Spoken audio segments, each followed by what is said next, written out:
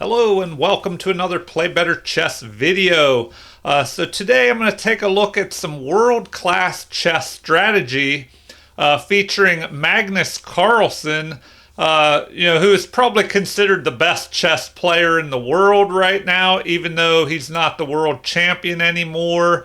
He was the world champion for 10 years until he decided not to defend his title. So let's take a look at a game by Magnus Carlsen versus Jan-Christoph Duda.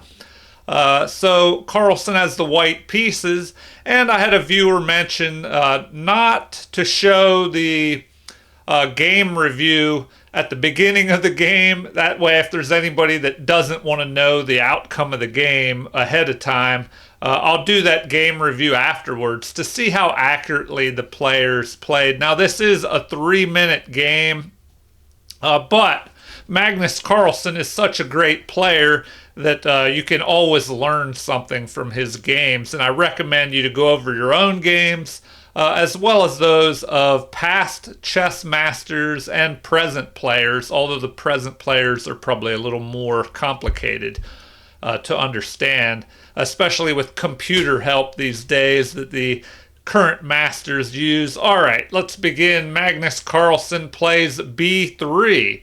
So, what is the strategy behind this move? And that's what I'm going to cover today. Just general chess strategy, and it'll just depend on what moves Magnus Carlsen makes. So b3, a lot of times you want to control the center of the board here, these 4 squares in the center. Now, you can do that by placing pawns in the center. Let's say you push the E pawn here. Now, the pawn doesn't actually control the square that it's on, but it would control squares that it attacks. The same goes for this pawn. If the D pawn pushed forward, it would control squares that it attacks. So, with that in mind, this move doesn't really control anything but these 2 squares, but once you move the bishop here, it controls squares up through the middle and aims at the king side. So if your opponent castles there, this bishop may help with an attack. So Magnus Carlsen's opponent grabs the center. A good strategy here. If your opponent allows you to place pawns in the center, then that's usually a good strategy, a good idea, good general chess principles. So now this pawn not only attacks this square, but this valuable central square as well. So Magnus Carlsen does not immediately develop his bishop. Instead, he brings the knight out, and the knight covers these very important central squares. It discourages his opponent from maybe immediately pushing this pawn to e5 and having 2 very strong pawns in the center. So the game continues with knight to f6, also developing a knight. And generally, it's good to develop the knight on the king side.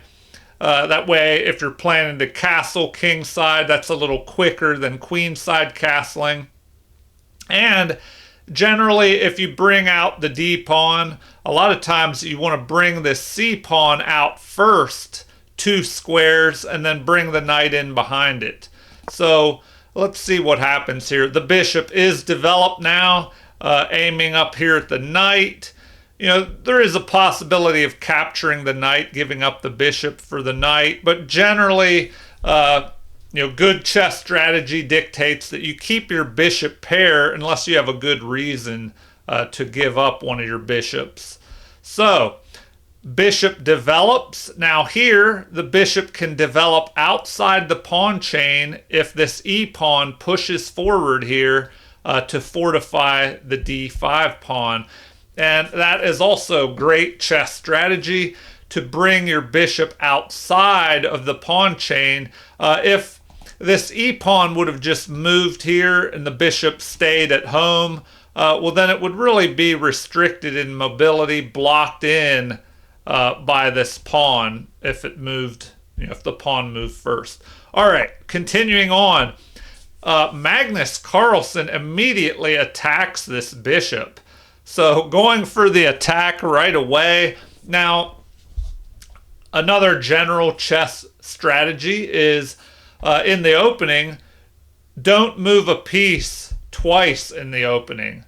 And another strategy, do not put a knight on the edge of the board. A knight on the rim is dim.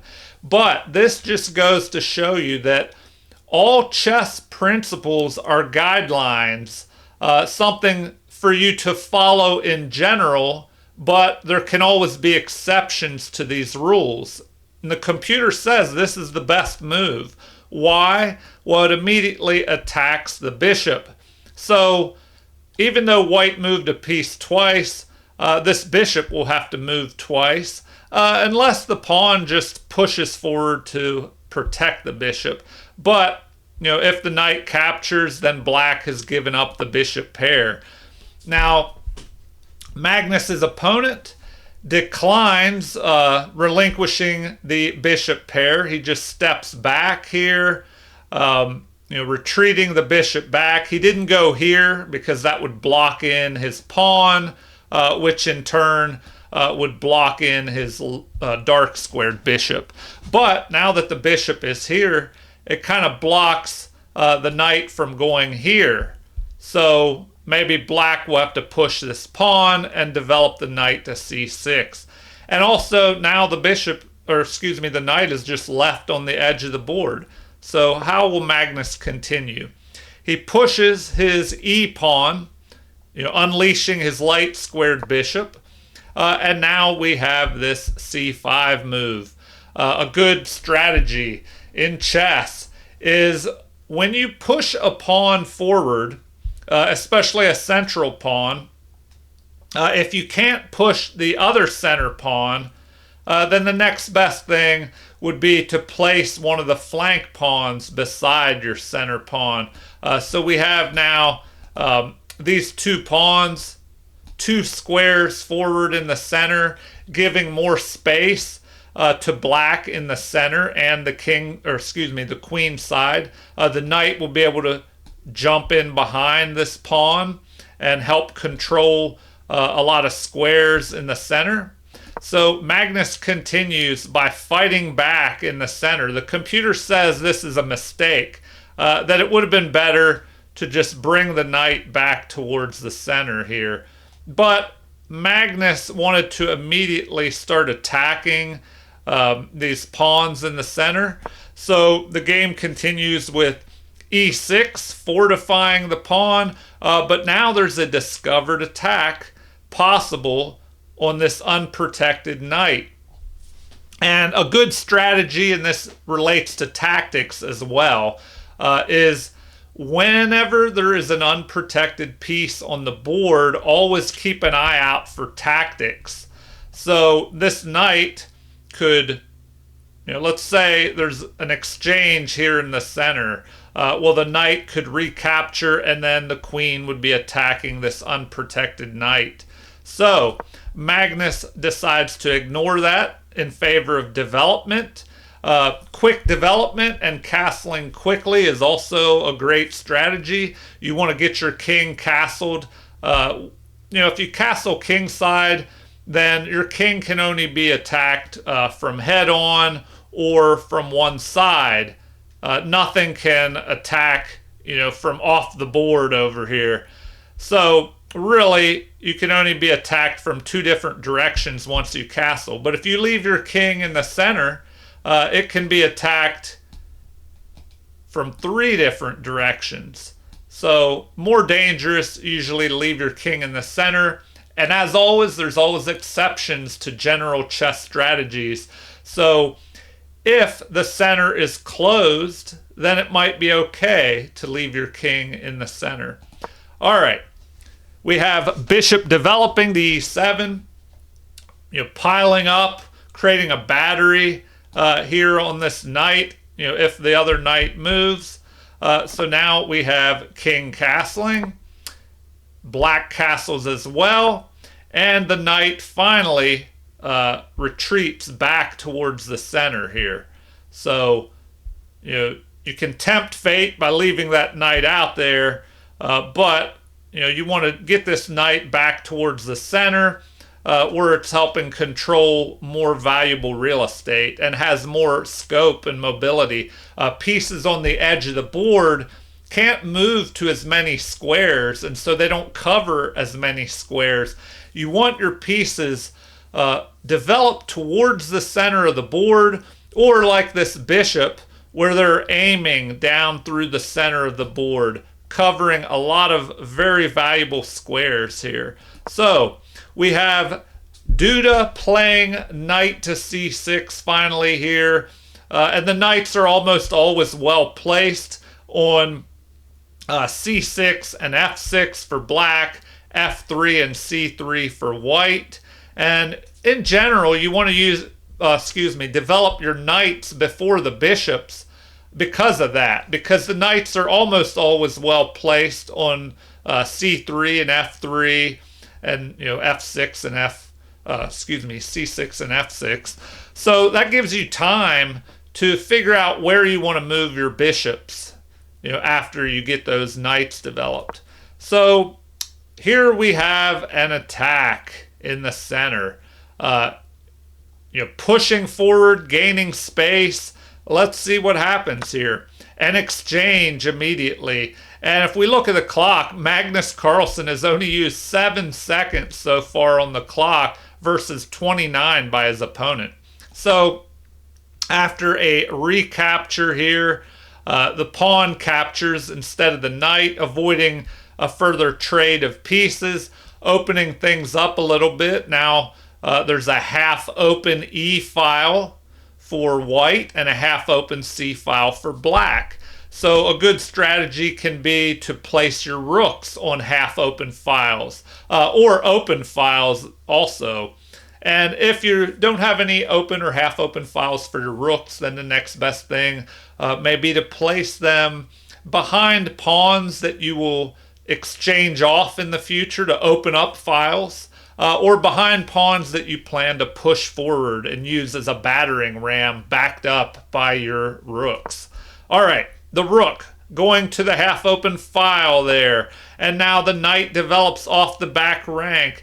And a great strategy is to get your minor pieces off the back rank as fast as possible, and then develop the queen off the back rank to connect your rooks. Once the rooks are connected with nothing in between them, they can protect each other, back each other up, and they have more room to maneuver and find those open and half open files. All right, a further exchange of pawns here on c4. And now Magnus Carlsen is left with a pawn duo here side by side, controlling a lot of real estate here. And these pawns are looking strong. They're backed up by the knights and the bishop. But Magnus is left with this isolated A pawn, which could be a weakness in the endgame. So let's see how the game progresses here. Rook grabbing, not really grabbing the half open file, but white is most likely going to move his rook to e1 here, grabbing the half open file. And then if things open up in the future, this rook could fight for that e file, although now the rook is blocked in by pieces. And this is something else I should mention. Great chess strategy involves gaining space for your pieces.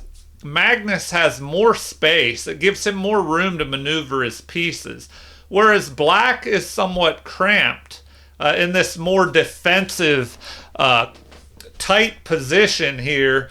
So when you have a cramped position like this, you might want to trade off pieces, whereas somebody who has more space and pushed their pawns further forward, you generally don't want to trade your pieces off, because that will leave gaps in your position that can be hard to cover when you have few pieces remaining.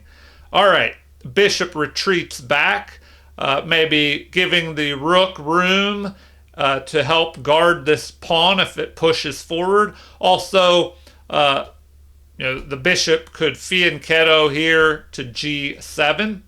So now we have the queen getting off the back rank, connecting the rooks, and the game continues with a knight retreat here.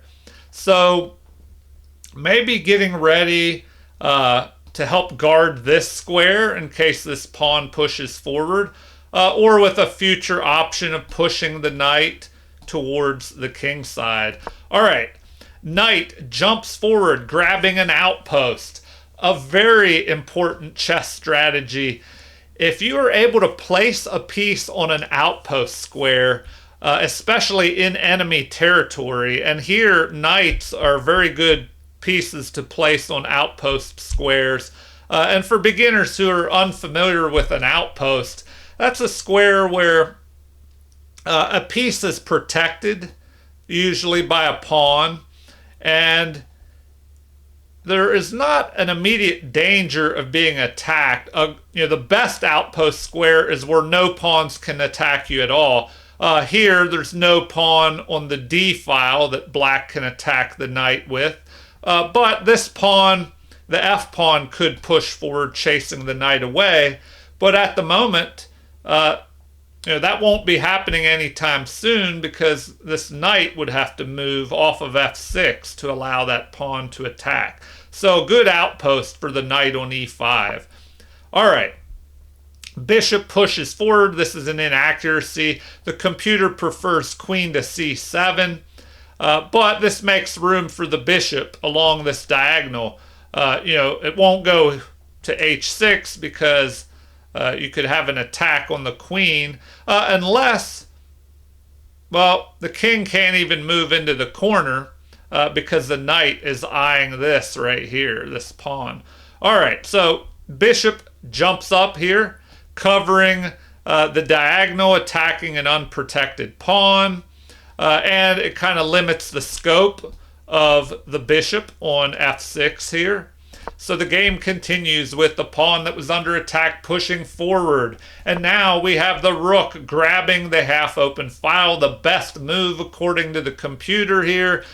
Just lining up on this e-file, protecting the knight that's placed forward here on the outpost. And now bishop to g7. Perhaps countering the bishop on b2 in the future. So the game continues with the rook centralizing. So if we go back here in this position, another great strategy is, have you ever found yourself in a game where you're like, I'm not sure what move to make next. I don't know what to do in this position. And sometimes that happens. You just don't know what to move, especially if there aren't any tactics going on and it's maybe a safe end game. Well, a great piece of strategy is to find your worst placed piece and improve that piece. So that's what Magnus does here. This a1 rook that is doing nothing but guarding this lonely pawn here, it's not really doing a lot. So Magnus centralizes the rook.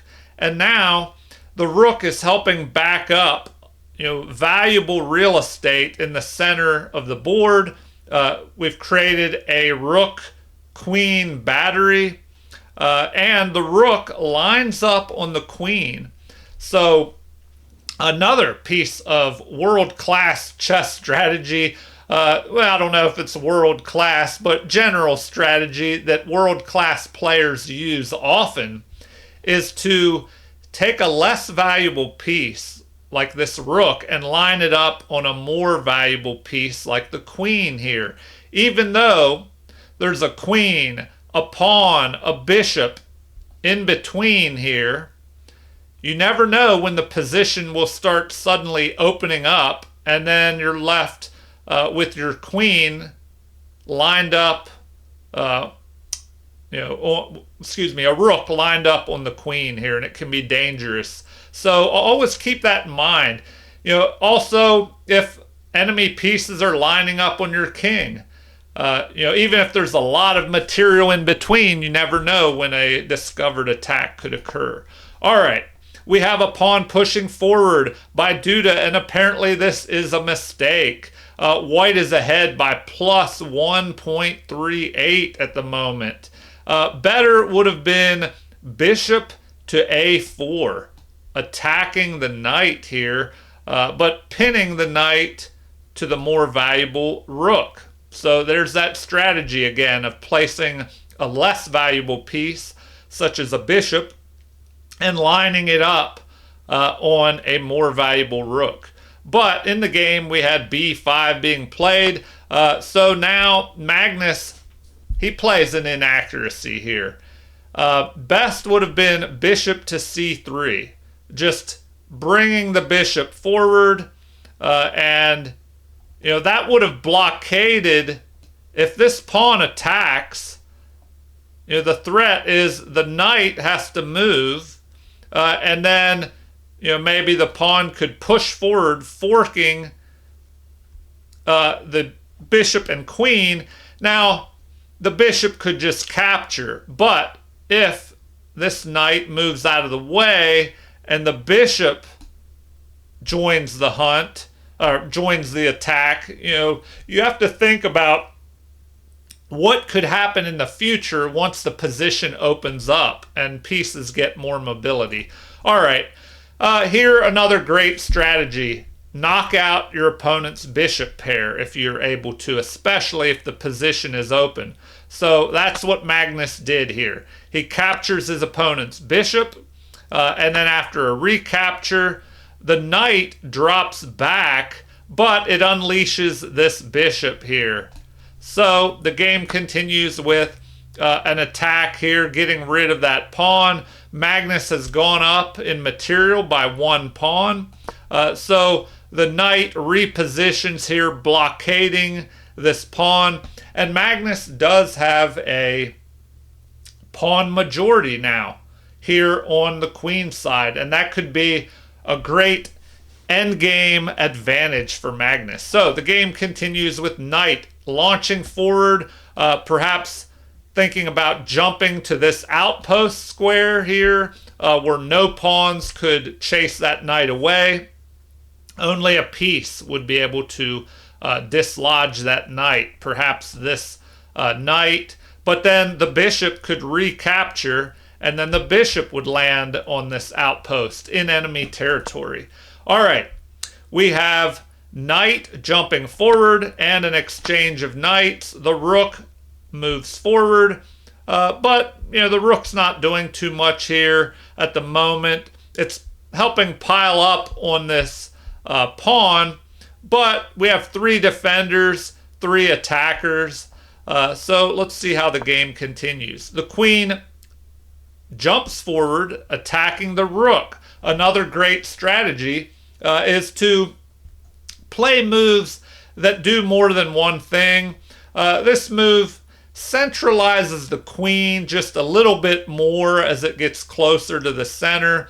It attacks this rook, forcing the opponent to either retreat or defend the rook. So what does Duda do? He retreats back. This is the best move according to the computer, because here the queen and rook are backing this rook up on c8. The queen could move forward, and then the rooks will work in tandem here on the back rank. So Magnus Carlsen plays an inaccuracy here. Apparently bishop to a3 would have been better, but he wants to get his pawn majority rolling and get these pawns working together, pushing up the board on the queen side. The queen immediately comes forward, stopping the forward momentum of these pawns, attacking this unprotected pawn at the base of the chain, and that's a good chess strategy.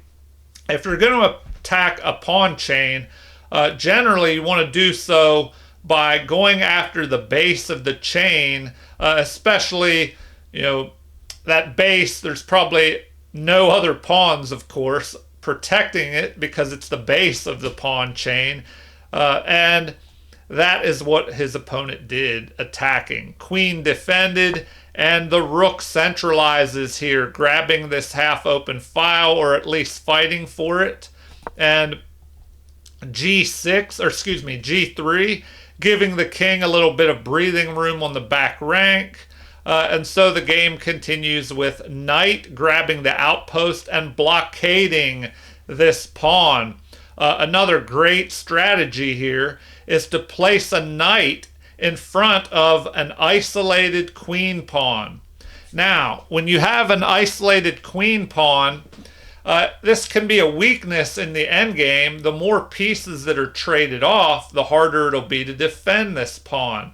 So if you own the isolated queen pawn, you kind of want to avoid trades. But if you're wanting to attack the isolated queen pawn, you want to trade material off, pieces, not necessarily pawns. So here we have a fight for the half-open c-file. So that is ignored in favor of dropping this knight back here. This kind of gives the rook more scope. It lines up on the pawn, which is now being attacked by 2 pieces and only defended by 1. So we have the pawn pushing forward here. And now, after exchange of bishops, queen recaptures, the pawn is captured. So now material is even, but Magnus will not be able to protect this pawn here, perhaps. Let's see what he does. He may have to shift a rook over to help protect. So he decides to ignore that in favor of bringing the queen over to the king side, kind of lining up on this rook, perhaps.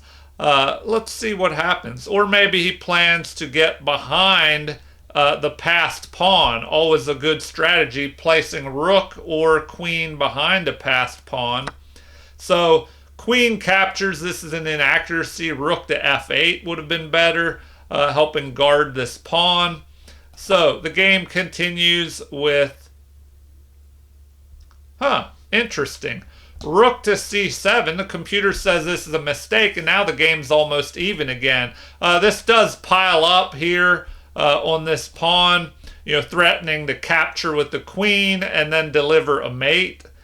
So we have this move, which protects the pawn, prevents the mating threat of the queen capturing with check and then delivering mate on the next move.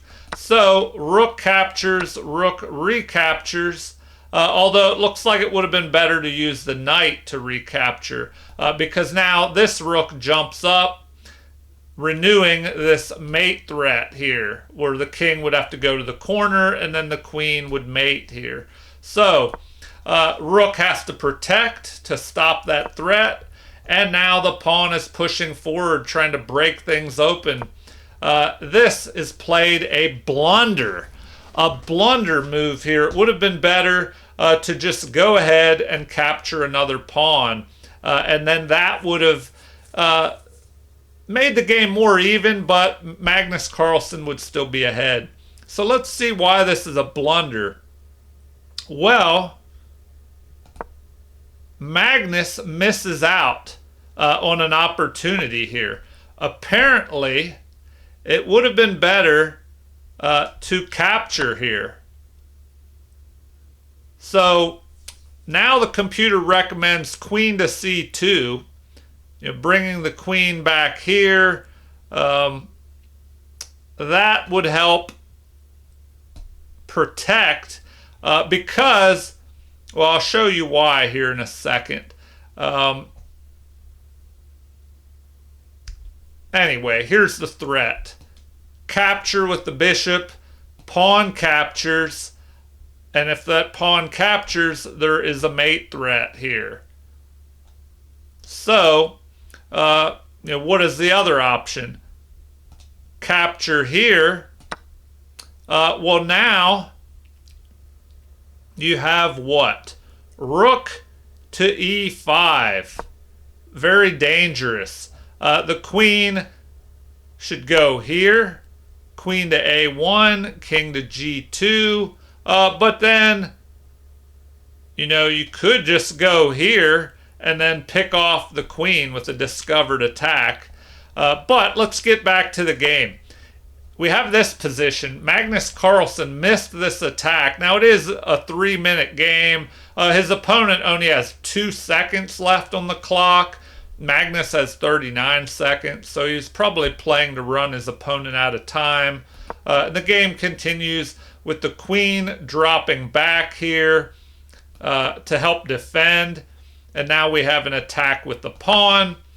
Capture, recapture, and the passed pawn is moving here. But this is a blunder, allowing bishop to e6 here. So what does Magnus play? He finds this great move, adding more pressure here, getting ready to just crack open the king side. So there is a check here, and the king steps forward, and now we have capture of the bishop.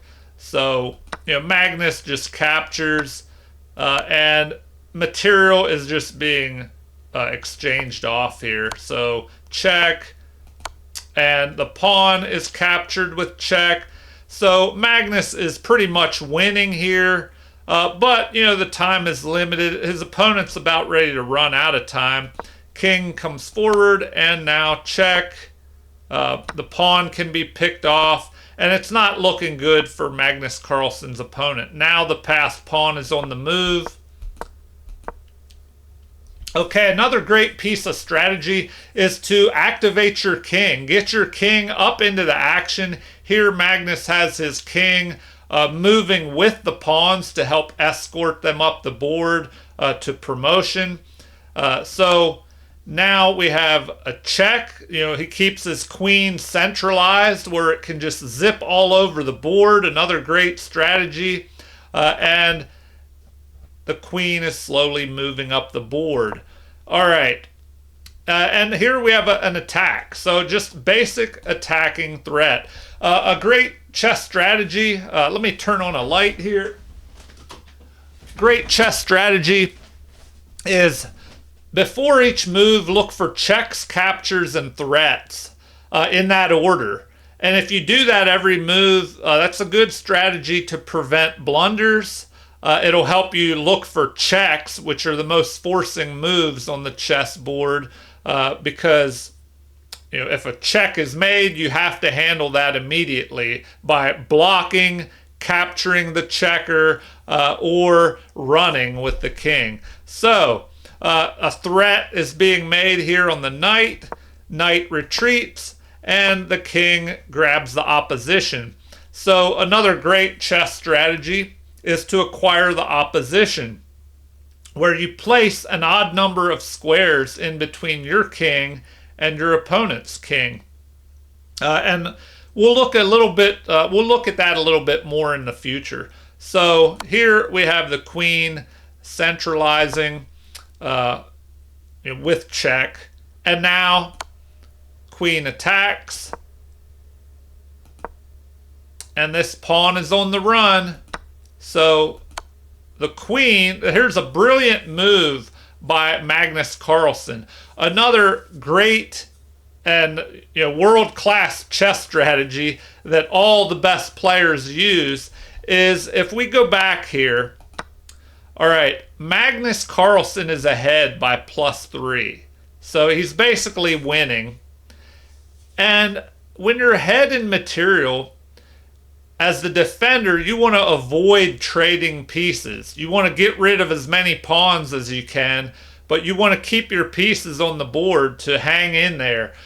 Whereas, if you are ahead, you want to go ahead and trade pieces off and then promote your extra material. If you have pawns, just get those pawns promoted. So a good strategy is to give up a little bit of material. So here Magnus gives up a pawn and queen, 10 points of material, for 8 points. So after we have this trade.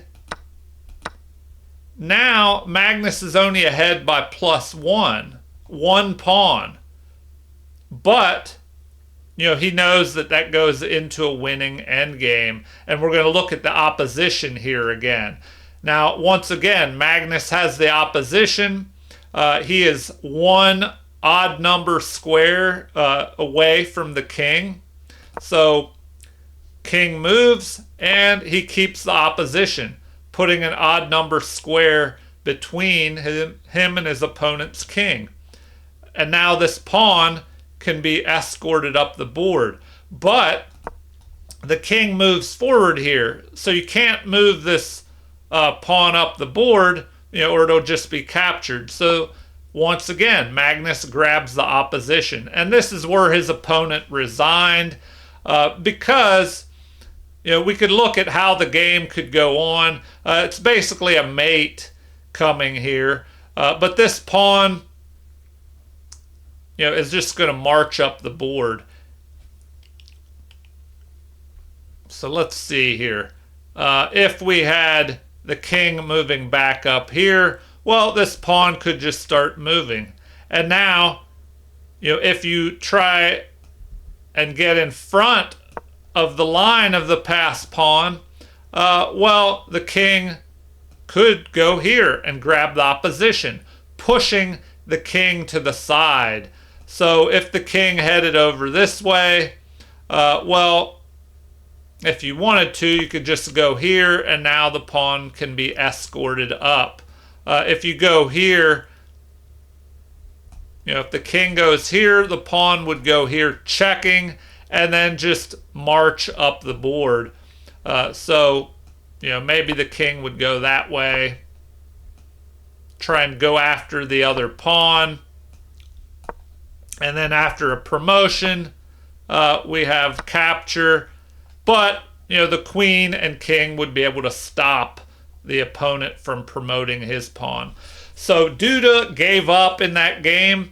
A great win by Magnus Carlsen. And I tried to highlight different aspects of chess strategy used by world-class players here today. So feel free to leave any comments as usual. Like and subscribe to support the channel if you haven't already. Thank you for watching and have a super chess day.